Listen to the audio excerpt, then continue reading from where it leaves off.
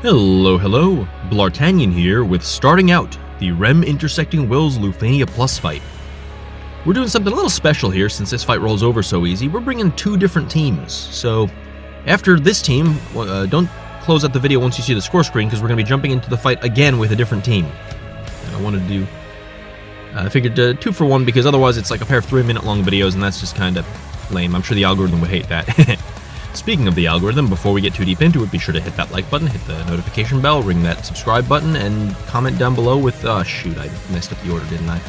Anyway, we have a team here. We got Kurasame? No, we don't. He's just the call. Get out of here, Kurasame. We have Rem, Kais, and Golbez. Reason being, Rem, of course, synergy, and this event is kind of built for her. Kais, because Kais is awesome, and Golbez, because it could have been anyone else. I just wanted to use Golbez here because in theory he and Rem play well together, being, he's a slow, kind of chunky damage dealer and she warps turns. In practice he's pretty aged and it doesn't really do that great, but we have set up a pretty nice burst phase right here. We're going to be spamming Rising Wave, and I always confuse the two. His skill 1, Rising Wave, the single target one, which I found actually does more damage in this setup than spamming skill 2, so there you go. Useless details that don't matter because this fight is so squishy and dumb. You'll also see we're bringing about 40% HP cap, 40% max brave cap, the HP damage cap, between Kais and Rem being blue, so that's pretty dope. That's something Golbez loves. He's not the only one, but anyway. So that's pretty neat. That's the main reason I wanted to run this team, was just to see how Golbez and Rem play together. And the answer is Golbez really is not doing that great these days. He wasn't great when they gave him his BT+, and he's not that much better now. But hey, this will still be a pretty chunky burst phase between the 2 broken blue supports I brought, and the launching and the HP damage cap, and 10 million damage. Good job, Golbez. You were the one who did that, right? Not the 2 allies that you have who've been making this work. We also brought the Dark Knight Cecil Call, you can see there. Launching into the sky there. Figured the delay plus HP damage up would be nice. I was hoping to get the Dark Resist, or Dark Imperil down before Golbez went, but I think the turn order didn't really let that happen. Would have been cool, but no big deal. Not a huge damage loss or anything to care about.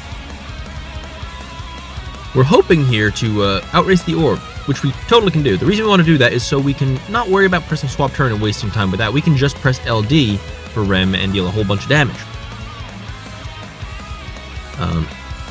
Funny thing, because of Rem's buff, I think Golbez didn't get Hellfire, which is kind of annoying, but hey, that was still some excellent damage there between the BT effects, the blue armors, and Rem's Brave Floor, something else that Golbez really enjoys. So more LDs from Rem, we're just kind of chunking them down. I found with this fight, it's kind of a pain because, a shame, I should say, because I feel like they had some interesting mechanical ideas. The orb is fairly niche, and I like the, you have to fight kind of the mage, warrior, heal, cleric kind of setup. Like, it has some good flavor, and in theory that can be some interesting mechanics, having to manage each one doing different things. But they don't do much, and their stats suck.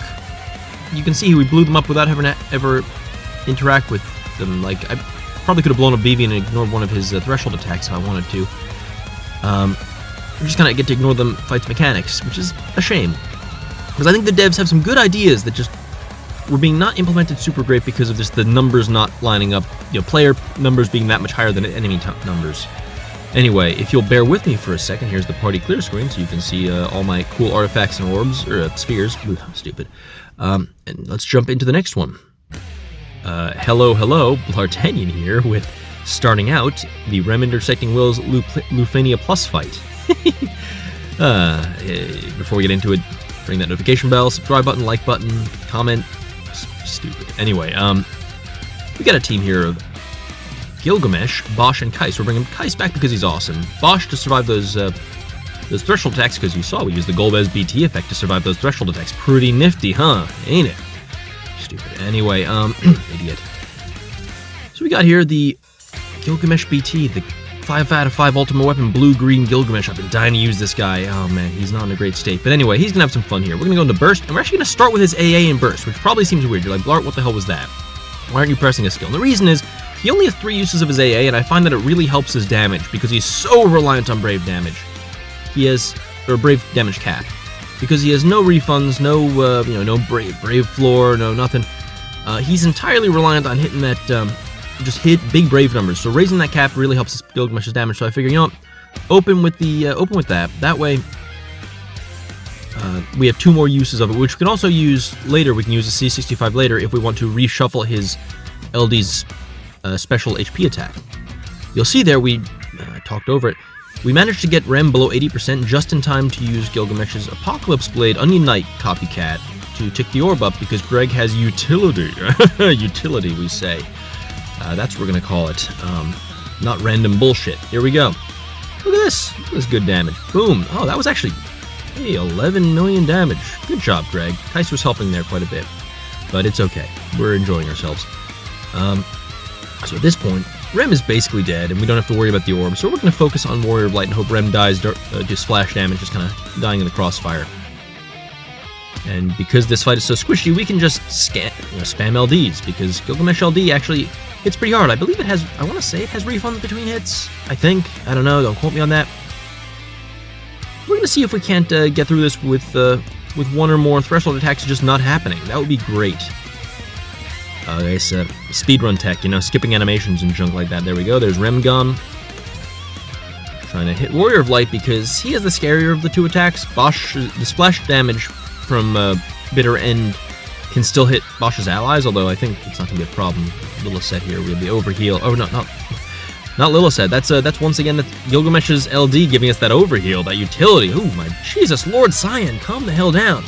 You see, I brought Cyan Call there because this fight's squishy and dies and we don't need anything more powerful than, like, straight damage calls to kill them.